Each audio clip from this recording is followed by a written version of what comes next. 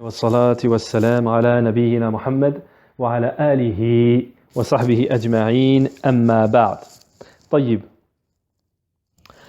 Donc toujours dans la conclusion, la clôture de la 8e condition de La ilaha illallah, l'explication al-kufru bit-taghut, le fait de mécroire, la mécréance au taghut.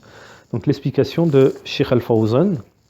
Alors on arrive où Cheikh Al-Fawzan, il va nous rementionner les cinq catégories, les cinq têtes du taghut. Alors, donc on a dit dans le cours précédent qu'on avait un bel exemple, un grand exemple en Ibrahim alayhi salam lorsqu'il s'est désavoué du taghut, lorsque Ibrahim alayhi salam il s'est désavoué du taghut. Donc on a dit que le taghut c'était tout ce qui est adoré en dehors d'Allah et qui agrée cette adoration, tout cela s'appelle taghut. Taïb. Donc lorsqu'on dit فَالْمَعْبُودُ مِنَ الْأَصْنَامِ وَالْأَوْثَانِ وَالْأَشْخَاص, donc tout ce qui est adoré en tant que statue, en tant qu'idole, en tant que personne, lorsque cela est agréé, elle agrée cela, ou lorsque elle est suivie, c'est-à-dire que on suit autre qu'Allah dans l'obéissance, par exemple ceux qui suivent les mécréants et qui suivent les gens du dalal, de l'égarement, ceux-là n'ont pas mécru au taghut. Ceux-là n'ont pas mécru au taghut, parce qu'il est obligatoire de suivre le messager d'Allah, alayhi salatu wassalam. Celui qui suit autre que le messager d'Allah, alayhi salatu wassalam, n'aura pas mécru au taghut. Il va donner un exemple plus précis par la suite. لأن الله جل وعلا أوجب علينا اتباع الرسول. Parce qu'Allah subhanahu wa ta'ala nous a rendu obligatoire de suivre le messager d'Allah, alayhi salatu wassalam. ولا نتبع غيره. Et nous ne devons pas suivre autre que le messager d'Allah, alayhi salatu wassalam. C'est-à-dire que si on suit et on obéit à autre que le messager d'Allah, subhanahu wa ta'ala, ça revient à suivre ou obéir autre qu'Allah subhanahu wa ta'ala. فَالَّذِينَ يُحَرِّمُونَ الْحَلَالِ. Donc là, il donne un exemple plus précis, spécifique. Ceux qui interdisent le licite, ce qu'Allah a rendu licite, ou qui rendent licite ce qu'Allah a interdit. Cela, il est obligatoire de leur désobéir. Il est obligatoire de leur désobéir et de ne pas les suivre. Pourquoi on dit que les juifs et les chrétiens ont pris leurs moines et leurs rabbins comme divinités en dehors d'Allah? Pourquoi? Parce qu'ils les ont suivis dans ce qu'ils ont rendu halal alors qu'Allah il a dit c'est haram, et ce qu'ils ont rendu haram alors qu'Allah il a dit c'est halal. Ça c'est du shirk. Ça c'est du shirk. Ma nuti' illa bi ta'atillah. On n'obéit que dans l'obéissance à Allah subhanahu wa ta'ala. C'est pour cela que le prophète alayhi salatu wassalam a dit, et ça c'est une grande parole, la ta'a lil makhluq, fi ma'siyatil khaliq. Pas d'obéissance à la créature dans la désobéissance du créateur. Pas d'obéissance à la créature dans la désobéissance du créateur. فلا يجوز لنا أن نطيع مخلوقا إلا في طاعة الله. Il ne nous est pas permis d'obéir à une créature sauf dans l'obéissance à Allah subhanahu wa ta'ala. إذا كان مطيعا لله أطعناه. Si une personne elle est dans l'obéissance d'Allah, on lui obéit, c'est-à-dire qu'elle nous ordonne dans l'obéissance, qu'elle nous ordonne, ça reste dans l'obéissance d'Allah, on lui obéit. Mais lorsqu'il nous est ordonné de désobéir à Allah, on désobéit et on ne se conforme pas. On désobéit et on ne se conforme pas. Alors ensuite, وَالطَّوَاغِطْ كَثِيرًا وَرَؤُوسُهُمْ خَمْسَةٌ. Alors les tawarit au pluriel, il y en a beaucoup, ils sont nombreux. Et à leur tête, il y en a 5. Le premier, le shaitan, qui appelle à sa propre adoration. Et la preuve à cela, Surat Yasin, verset 60. Alors, Surat Yasin, c'est la numéro 36, verset 60, où Allah subhanahu wa ta'ala nous dit: ne vous ai-je pas engagé, enfants d'Adam, à ne pas adorer le diable, car il est vraiment pour vous un ennemi déclaré. Un ennemi déclaré. Alam ahad ilaykum ya bani Adam an la ta'budu shaytan innahu lakum aduwwum mubin. Tayyib, alors, Cheikh Al-Fawzan hafidhahullah nous dit: Al-awwal, le premier tarout, c'est le shaytan. لأن أصل الطواغيت هو الشيطان, parce que la base du tarout c'est le shaytan. ومثله طواغيت ins, et à l'exemple du shaytan il y a les tawarit humains, les tawarit humains. Donc à la base les tarout c'est les shayatines, c'est le shaytan, mais il y a à l'exemple du shaytan, les tawarit aussi, il y a les humains. الشياطين ins, on dit les diables humains. الذين يحسنون للناس, يحسنون للناس عبادة غير الله, ceux qui embellissent pour les gens l'adoration d'autres qu'Allah, en l'appelant, en lui donnant des noms trompeurs, qui trompent les gens à cette fausse adoration, le shirk, il lui donne des faux noms pour tromper les gens. Donc il pousse les gens à sacrifier pour autre qu'Allah, à faire les vœux pour autre qu'Allah, à demander le secours à autre qu'Allah, à invoquer les morts. Donc ils appellent à cela wasumunnahu, et ils appellent cela à cela par des noms trompeurs. Cela, ce sont les tawarit. Ça fait partie du tarot. Wa ibadatu shaytan takun bi ta'atihi. L'adoration du shaytan, Cheikh Al-Fawzan nous dit, se fait par son obéissance. Par son obéissance. Faman ata'ahu faqad abada. Celui qui obéit au shaytan, il l'a adoré. Ala ikhtilaf anwa hadi al-ibada, en fonction des différents genres d'adoration. Minha ma yusal ila hadd al-kufr wa shirk. Donc en fonction des différents adorations ou des différents genres de désobéissance que l'on voue au shaytan. Alors, il y en a qui mènent aux limites de la mécréance et du polythéisme. Par exemple, وَمِنْهَا مَا هُوَ دُونَهَا بِحِسَبِ طَاعَةِ الشَّيْطَانِ.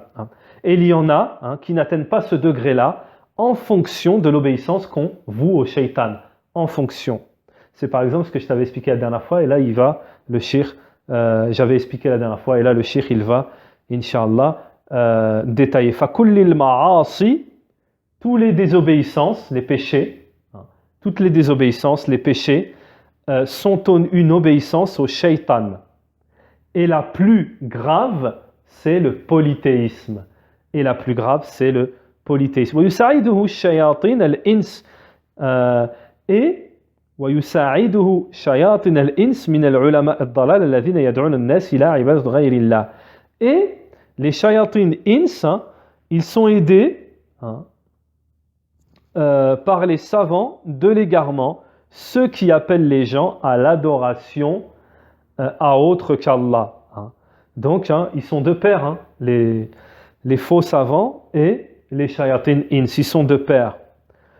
Yusammunaha bi ghayri shirk, ils appellent ça autre que le polythéisme, ils ont donné un autre nom à cela que le polythéisme. Ils disent c'est de l'intercession. Ils appellent ça de l'intercession. Ils l'appellent aussi l'amour des vertueux, ils appellent ça aussi. أو بغير ذلك من أنواع الأسماء الخادعة. الخداع. Ou par d'autres genres de noms trompeurs. فهؤلاء من أنواع الشياطين من أهوان.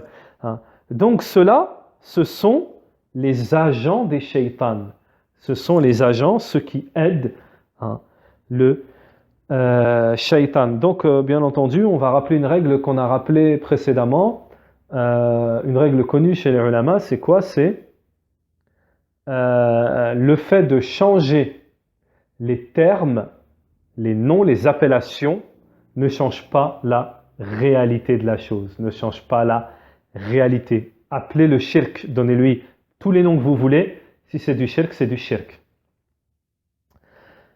Allah Jalla wa Ala akhbara anna al-jinn lahum shayatin. Allah Ta'ala nous a informé que les djinns, ils ont des diables. Hein. Parmi eux, il y a des musulmans, des gentils, des méchants, des shayatin, etc. Hein. Wa anna al-ins lahum shayatin. Et les humains, ils ont aussi des diables. Hein. Alors, nous avons le dalil ici. Cheikh Al-Fawzan nous apporte la preuve. Surat Al-An'am, surat 6. Surat Al-An'am 6, verset 112. Allah Ta'ala nous dit: ainsi, à chaque prophète, nous avons assigné un ennemi. À chaque prophète, nous avons assigné un ennemi, des diables d'entre les hommes et les djinns, qui s'inspirent trompeusement les uns aux autres des paroles enjolivées. C'est ce qu'on a dit. Si ton Seigneur avait voulu, il ne l'aurait pas fait. Laisse-les donc avec ce qu'ils inventent. Laisse-les donc avec ce qu'ils inventent. Donc attention, des paroles embellies, des paroles enjolivées. Attention. Yusa'iduna ala idlal bani Adam. Ils s'entraident entre eux dans l'égarement des enfants d'Adam. Dans l'égarement des enfants d'Adam. Donc ça c'est le premier genre, il nous dit Cheikh Al-Fawzan, parmi les tawarit. Ash-shaytan wa man sara fi rikab ash-shaytan. Donc la première catégorie c'est le shaytan et tous ceux qui sont avec lui, avec les shayatines, c'est-à-dire qui véhiculent ses diableries. Et même au point où si une personne elle dit je n'adore pas, une personne dit moi j'adore pas le shaitan, moi je n'adore pas le shaitan. Cheikh Al-Fawzan il dit on lui dit lorsque tu lui as obéi, tu l'auras adoré. Au moment où tu lui auras obéi, tu l'auras adoré. Et ça, justement, il y a beaucoup de gens qui ne le savent pas et Shaitan il passe par là, ils ne le savent pas. Shaitan, ils ne le savent pas. Par exemple, on va donner un exemple. Ça c'est une mas'ala qui est présente dans l'explication de Thalathat al-Usul, les trois principes. Les savants nous disent que si par exemple, une personne elle a abandonné une obligation religieuse, c'est-à-dire une prescription qu'Allah il a rendue obligatoire, par peur ou par obéissance à une créature, elle aura fait du shirk. À la base, ils disent les ulama, c'est du shirk al-asghar, mais il ne faut pas le négliger non plus. Le shirk al-asghar, il y a des ulama, ils disent, c'est comme le shirk al-akbar, al-muhim. Donc voilà, attention, on va donner un exemple. Si par exemple quelqu'un, son patron lui dit tu fais pas la salat, il a peur de son patron, il fait pas la prière. Il aura obéi à qui? Au shaitan. طيب لكن قد تكون عبادة الشيطان توصل إلى كفر مخروج. Alors je recommence. الذي لا يعبد الشيطان هو الذي يخالفه ويعصيه. Celui qui n'obéit pas, n'adore pas le shaitan, c'est celui qui le contredit, qui va à l'encontre du shaitan et qui lui désobéit. Celui-là, il peut dire il n'adore pas le shaitan.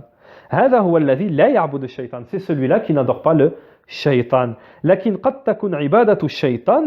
Mais il se peut que l'adoration du shaitan, il se peut que l'adoration du shaitan amène à la mécréance qui fait sortir de la religion. Ou il se peut que ça n'aille pas jusque ce seuil, jusque ce niveau. Mais tout cela est considéré comme l'obéissance au shaitan. Si quelqu'un il a le choix de faire un péché ou de ne pas le faire, de désobéir à Allah. Si il a fait ce péché, il aura obéi au shaitan, parce que c'est qui l'appelle à faire ce péché? C'est le shaitan. Et ensuite, en fonction du degré du péché, et il peut mener jusqu'à le polythéisme, la mécréance qui fait sortir de l'islam. Alors ensuite, le shirk nous dit deuxième catégorie de ta'out. Deuxième catégorie de ta'out. Men hakama bi ghayri ma anzala Allah, celui qui juge par autre que ce qu'a fait descendre Allah subhanahu wa ta'ala. Hadha ya'am kulli man hakama bi ghayri ma anzala Allah. Donc ça c'est général pour tout ce qui juge, qui prend comme jugement autre que le jugement d'Allah, entre les gens, dans les discordes, et dans les discordes, hakama baynahum bil qanun, c'est-à-dire il va juger entre eux avec des lois terrestres. Par exemple, comme des lois qui ont été érigées par des tribus ou par des tribus bédouins, etc. Donc il se détourne quand il fait cela du livre d'Allah subhanahu wa ta'ala. C'est ça aussi le taghut. Il juge par autre que ce qu'a fait descendre Allah subhanahu wa ta'ala. Donc, et ils prétendent, ils appellent, ils disent que ça fait partie de l'intérêt commun des gens. C'est une tromperie pour que les gens se conforment entre eux. Hada kadhib, Cheikh Al-Fawzan dit ça c'est du mensonge. Cela est du mensonge. L'intérêt c'est que l'intérêt il est que dans Kitabullah, le livre d'Allah subhanahu wa ta'ala, et la réunion, le fait que les gens soient réunis et pas divisés, ils soient conformés les uns envers les autres, et les croyants ne peuvent l'être que par le livre d'Allah subhanahu wa ta'ala. On a bien vu que dès que les gens ils sortent du Kitabi wa Sunnah et commencent à faire des politiques, ils commencent à faire des choses, on voit le résultat, à chaque fois on voit toujours le résultat. Et Cheikh Al-Fawzan, bien entendu, nous apporte la parole d'Allah subhanahu wa ta'ala dans Sourate les femmes, Sourate An-Nisa, la sourate numéro 4, le verset qui est le verset 62 à 64. 62 à 64, donc le dalil.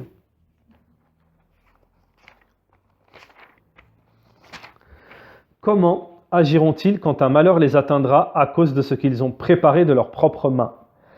Puis ils viendront alors près de toi, jurant par Allah, nous n'avons voulu que le bien et la réconciliation. Voilà ce dont Allah sait ce qu'ils ont dans les cœurs. Ne leur tiens donc pas rigueur, exhorte-les et dis-leur sur eux-mêmes des paroles convaincantes. Nous n'avons envoyé de messagers que pour qu'ils soient obéis parmi la permission d'Allah. Si lorsqu'ils ont fait du tort à leur propre personne, ils venaient à toi en implorant le pardon d'Allah, et si le messager demandait le pardon pour eux, ils trouveraient certes Allah très accueillant et repentir miséricordieux. Cheikh Al-Fawzan nous dit, si ils se repentaient à Allah subhanahu wa ta'ala, c'est s'ils venaient vers toi, ça c'était à l'époque du prophète pendant son vivant. C'était à l'époque du prophète pendant son vivant. Parce que on peut se servir de ça pour dire on peut demander des choses quand il est mort, le prophète. Non, Cheikh Al-Fawzan dit ça c'était pendant le vivant du prophète salam. Tandis qu'après sa mort, au prophète salam, on ne va pas vers sa tombe, visiter sa tombe, lui demander des choses, etc. Si la personne fait des péchés, elle désobéit, elle demande directement, elle se repent directement vers Allah subhanahu wa ta'ala, elle lui demande pardon à n'importe quel endroit. Et elle se repent, lui demande pardon, il est miséricordieux, et il n'a pas besoin qu'on parte vers la tombe du prophète, comme le disent les associateurs aujourd'hui. Cela nous indique que celui qui fait des péchés, inna hada yadullu ala anna al-mudhnib yadhhab 'inda qabr wa yatlub min ar-rasul al-musamaha wa yastaghfir 'inda al-qabr. Hada kadhib. Donc eux, ils disent que cela nous indique que on peut aller dans la tombe du prophète, les associateurs ils disent ça, on peut aller à la tombe du prophète demander au messager d'Allah qu'il nous pardonne, qu'il demande le pardon, ceci est un mensonge. Le messager d'Allah n'a pas ordonné que l'on vienne demander le pardon auprès de sa tombe. Ni les compagnons n'allaient faire cela, n'allaient dans la tombe du prophète pour demander le pardon. Il revenait repentant à Allah subhanahu wa ta'ala à n'importe quel endroit. À n'importe quel endroit. La yahtaj ila annaka tadhhab ila qabri. On n'a pas besoin d'aller vers la tombe du prophète alayhi salatu wassalam, walakin hadha fi hayat ar-rasul. Mais cela c'était à l'époque du prophète alayhi salatu wassalam. Eux ils ont touché au droit du prophète alayhi salatu wassalam. فهذه إساءة في حق الرسول عليه الصلاة والسلام فهم يذهبون ويعتذرون عند الرسول بعد توبة إلى الله. طيب, deuxième chose. Alors, والدليل قوله تعالى ألم تر الذين إلى الذين يزعمون أنهم آمنوا بما أنزل إليك وما أنزل من قبلك يريدون أن يتحاكموا إلى الطاغوت وقد أمروا أن يكفروا به ويريد الشيطان أن يضلهم ضلالا بعيدا. Sourate An-Nisa, verset 13. Sourate An-Nisa, le verset numéro 13 ici. Alors, n'as-tu pas vu ceux qui prétendent avoir cru? N'as-tu pas vu ceux qui prétendent avoir cru en ce que nous avons fait descendre? Verset, en fait, c'est le verset 60. Oui, verset 60. N'as-tu pas vu ceux qui prétendent croire à ce qu'on a fait descendre vers toi, prophète, et à ce qu'on a fait descendre avant toi? Ils veulent prendre pour juge le Tarot, alors que c'est en lui qu'on leur a commandé de ne pas croire. Mais le diable veut les égarer très loin dans l'égarement. Alors, le cheikh nous dit par rapport à ce verset du Coran. Le cheikh nous dit par rapport à ce verset du Coran.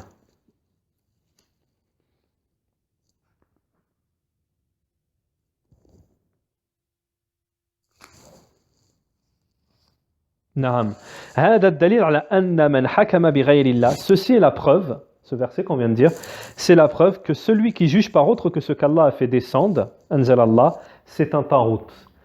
C'est un tarot. yuriduna an yatahakamu ila tarot. Ils veulent juger par le jugement du tarot dans le verset.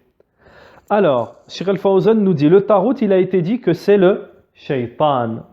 Le tarot, il a été dit que c'est Ka'b ibn Ashraf al-Yahudi, que c'est Ka'b ibn Ashraf, un juif. Waqil annahum al-Kuhan. Alors, il a été dit aussi que le tarot, ce sont les sorciers, les devins. لأن العرب عندهم لكل قبيلة كاهن يحكم بينهم. Pourquoi? Parce que les Arabes à l'époque, ils avaient pour chaque tribu un devin, un sorcier qui jugeait de leur. Donc c'est pour ça qu'on a appelé les devins les sorciers on les a appelés les tarot. نعم والدليل قوله تعالى ومن لم يحكم بما أنزل الله فأولئك هم الكافرون. On a une autre sourate Al-Maïda, un autre verset dans sourate Al-Maïda, la table est servie, verset 44, le verset bien connu à ce sujet, qui nous dit « Et celui qui juge par autre que ce qu'a fait descendre Allah, les voilà les mécréants. » Les voilà les mécréants. Shaykh al-Fawzan nous dit « Fal-ayat hukimat alayhi bil kufr » Donc, ce verset, c'est le jugement de la mécréance. Alors, Shaykh al-Fawzan, il nous dit « Cela, si le jugement à autre qu'Allah est fait volontairement. » Volontairement. Donc, ils font des jugements, des jugements, des lois à la place du jugement d'Allah, subhanahu wa ta'ala, comme des lois terrestres. ou alors ils abolissent, c'est le fait d'abolir la loi, la législation d'Allah subhanahu wa ta'ala, ou la rabaisser, ou la rabaisser, Amma al-munaza'at bayna an-nas wal khusumat fayahkum fiha al-qanun hada kafir. Ou alors de prendre des lois terrestres pour juger entre les gens, cela est de la mécréance. Wa yastathni min dhalik. Donc le Cheikh Al-Fawzan nous dit il y a, et ça c'est très très important, il y a exception sur cela. Alors il va expliquer. Première chose, celui qui juge par autre que les lois d'Allah par cause d'une interprétation erronée. Par cause d'une interprétation erronée, c'est-à-dire qu'il fait partie des gens de l'interprétation, lui, il aura une récompense et il sera pardonné pour son erreur. Le deuxième, donc ça c'est la première catégorie, lui, ça on va dire, c'est une exception. Celui qui, il a fait un effort d'interprétation, mais en fait il s'est trompé.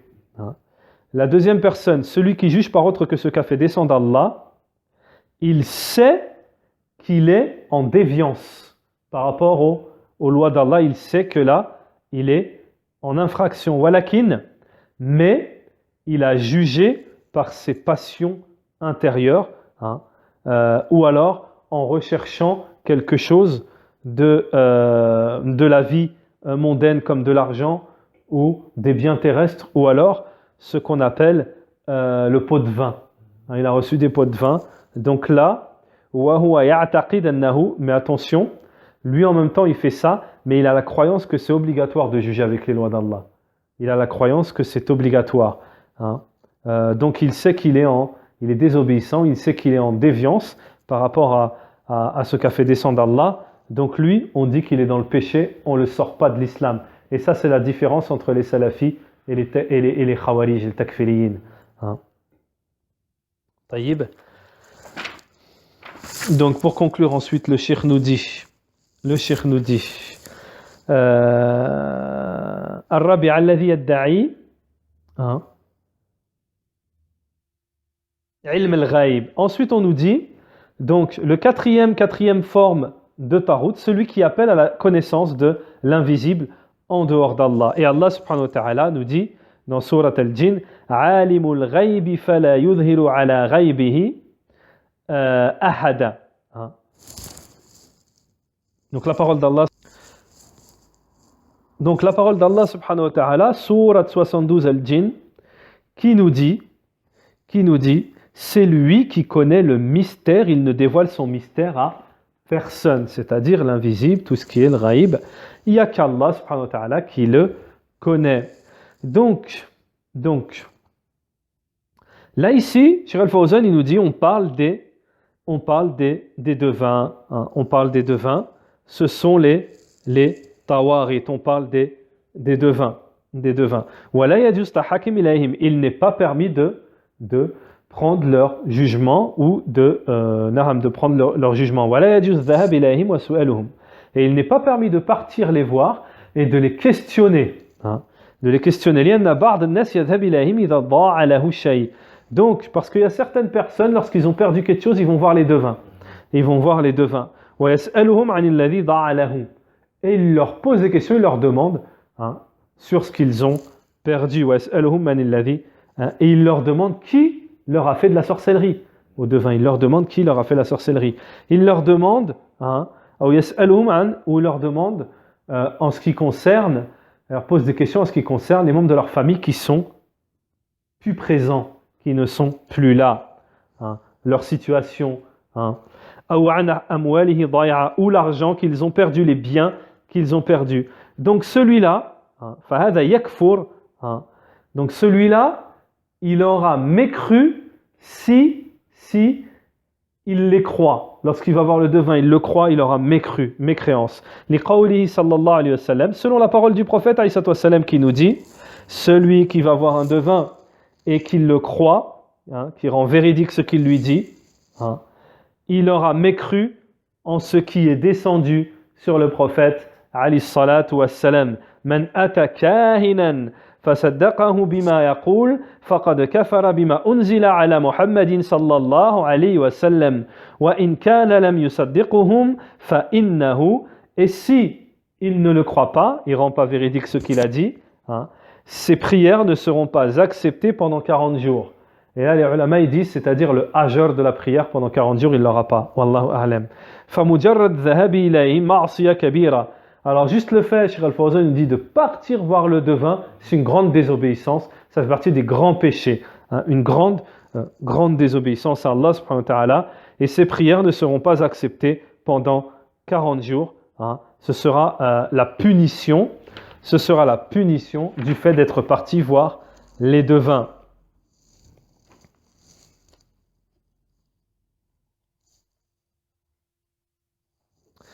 Alors, الخميس الذي يعبد من دون الله وهو راضي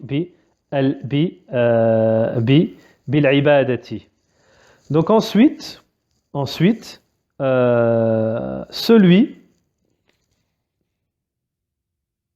celui qui إلا من ارتضى من الرسول سواء كان رسولا من الملائكة أو من البشر فإن الله قد يطلع على الشيء من الغيب للمصالح. Donc on nous dit sauf en ce qui concerne la science de l'invisible, sauf ceux à qui Allah a laissé entrevoir une part, hein, de l'invisible, comme par exemple les prophètes, les anges ou les êtres humains, Allah Ta'ala, il les laisse entrevoir, hein, quelque chose de l'invisible pour un intérêt, hein, pour les serviteurs, hein, pour un intérêt pour les serviteurs. Donc ça c'est considéré comme un miracle du prophète. Ensuite, nous avons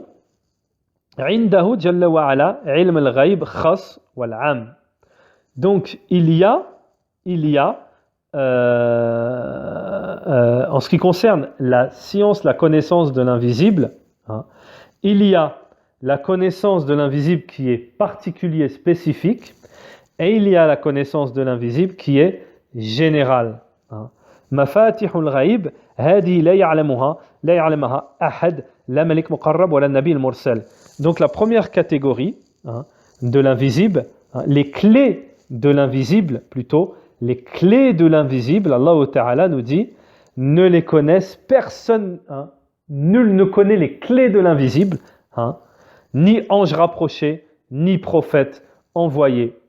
Allah Ta'ala nous dit dans le Coran, sourate Luqman, verset 34, certes, certainement Allah subhanahu wa ta'ala a la connaissance de l'heure, yawm al-qiyamah, wa yunazzilu al-ghaytha, et il connaît quand il fait descendre, hein, la pluie, wa ya'lamu ma fil arham, il connaît ce qu'il y a dans les matrices, hein, wa ma tadri nafsun madha taksibu ghadan, et personne, hein, aucune âme ne sait ce qui se passera demain.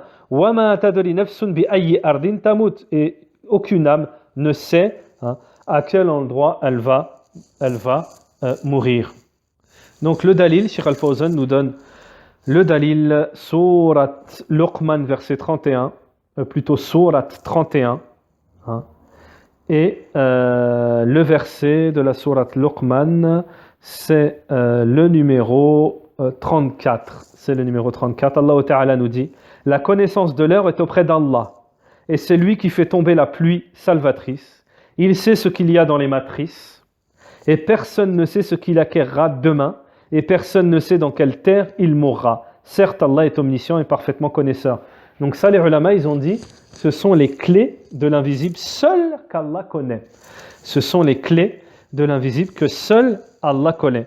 Cheikh Al-Fawzan, après le verset, il nous dit Hada la yadri anhu ahadan illallah. Ahad illallah. Ça, hein, ce qu'on vient de citer dans le verset, personne à part Allah ne connaît ça. Hada fil ghaib. Wa indahu mafatih al-ghaib la ya'lamuha illallah. Et Allah a les clés, hein, de l'invisible, personne à part Allah ne les connaît. Wa ya'lamu ma fil bahri wa fil barri wal bahri. Hada ilmun am. Hada ilmun am. Et il connaît ce qu'il y a sur la terre et sur l'océan, hein, la mer. Ceci hein. C'est une connaissance, nous dit Cheikh Al-Fawzan, là c'est général. Là c'est général. Dans un autre verset, Surat Al-An'am, dans un autre verset, Surat Al-An'am, verset 59, donc Surat les bestiaux, Al-An'am, verset 59, c'est la Surat 6 du verset 59 qui nous dit « C'est lui qui détient les clés de l'inconnaissable. Nul autre que lui ne les connaît. Et il connaît ce qui est dans la terre ferme comme dans la mer. » C'est ce qu'on vient de dire. Et pas une feuille ne tombe qu'il ne le sache. Et pas une graine dans les ténèbres de la terre, rien de frais ou de sec qui ne soit consigné dans un livre explicite. Donc, Cheikh Al-Fawzan, après ce verset, il nous dit, ça c'est la connaissance d'Allah qui comprend toutes choses. Il sait tout ce qui se passe.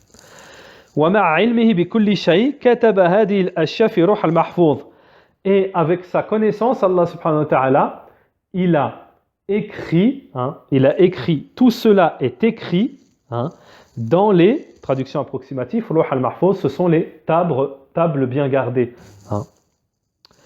علمها أولا علمها أولا وأحاط بها ثم كتبها في روح المحفوظ. طيب. Donc le cinquième et dernier catégorie, tête du Tarout, on nous dit ici, c'est celui qui est adoré en dehors d'Allah et qui agrée cette adoration. Donc ici, on voit ici dans le titre qu'ils ont rajouté, qu'ils ont mis et qui agrée cette adoration. Cheikh Al-Fawzan nous dit, c'est-à-dire que celui qui n'agrée pas qu'on l'adore n'est pas concerné, qui n'agrée pas, on ne l'appelle pas Tarout, bien entendu, comme Isa, comme les anges, comme les prophètes, etc. La yadkhulun fi at-tawarit, ils n'entrent pas dans le jugement du Tarout, parce qu'ils n'agréent pas cela. Bel kanu yanhauna anha fi hayati, mais au contraire, eux, ils interdisaient cela pendant leur vie. Mais cela a été érigé après leur mort. Et eux, ils n'agréaient pas cela pendant leur vie. Taïb. Donc pour conclure, Inch'Allah, وأعلم أن الإنسان لا يصير مؤمنا بالله إلا بالكفر بالطاغوت. Et sache que la personne ne sera pas croyante, n'aura pas la croyance en Allah sans avoir mécru au Tarout. Et la preuve à cela, où Allah Ta'ala dit dans le Coran, celui qui mécroit au Tarout et croit en Allah aura saisi l'anse la plus solide. Al-Ghurwatil Wuthqa, Al-Ghurwatil Wuthqa, Surat Al-Baqarah, verset 56. Ensuite, on nous dit la suite du verset, Ar-Rujd. Ar-Rujd, c'est la guidée, c'est le bon chemin, c'est la religion du prophète Mohammed alayhi salam. Ou al-Ghayy, c'est l'égarement, la religion d'Abi Jahl. Ou al-Urwatil Wuthqa, cité dans le verset 56 de la Sourate Al-Baqarah, c'est le témoignage de La ilaha illallah, le tawhid. Wa hiya mutadammina, et elle comprend la négation et l'affirmation, c'est-à-dire la négation de tout ce qui est adoré en dehors d'Allah le Très-Haut, et l'affirmation de tous les genres d'adoration à Allah seul, sans associer. Alors dans le verset, lorsqu'on continue le verset 56-57, ou 55-56, وَالْعُرْوَةِ الْوُثْقَى قَدْ تَبَيَّنَ الرُّشْدُ مِنَ الْغَيِّ. Ah oui, c'est avant, donc c'est le 55. Avant le verset 56, nous avons La ikraha fi ddin qad tabayyana ar-rushdu min al-ghayy. Faman yakfur bit-taghut wa yu'min billah. Donc, dans ce verset 256 de Surat. Alors, Surat Al-Baqarah, verset 256. Nulle contrainte en religion, car le bon chemin s'est distingué de l'égarement. Le bon chemin s'est distingué de l'égarement. Le cheikh dit ici, il nous dit le bon chemin. Qu'est-ce que c'est que Rujd? Le bon chemin, Rujd, c'est la religion de Mohammed, alayhi salatu wassalam, c'est la religion de tous les prophètes. C'est ça le Rujd. Et le ghaï, قد تبين الرشد من الغي. Le bon chemin, c'est distingué de quoi? De l'égarement. L'égarement, c'est quoi? C'est la religion d'Abi Jahl. C'est la religion de tous les mécréants. Naham. Donc voilà, le cheikh ici nous a expliqué, nous avons terminé l'explication de cette condition, cette 8e condition qui est le fait de mécroire au Tarout, le fait de mécroire au Tarout.